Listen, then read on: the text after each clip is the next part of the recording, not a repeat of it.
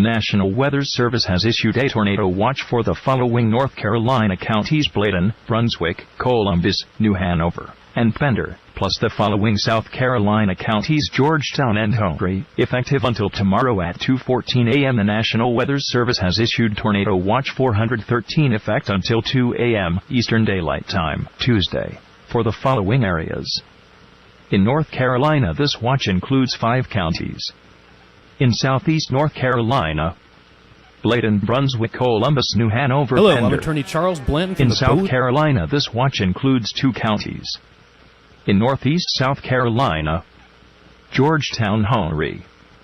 This includes the cities of Andrews, Bladenboro, Boiling Spring Lakes, Berghawk, Chadbourne, There are lots of Conway, Elizabethtown, Garden City, Georgetown, Lake Waccamaw, Leland, Little River, Long Beach, Morels Inlet, Myrtle Beach, North Myrtle Beach, high Oak blood Island, pressure. Red Hill, SOCASTEE, Southport, Sunset Beach, Surf City, Tabor City, Whiteville, and Wilmington.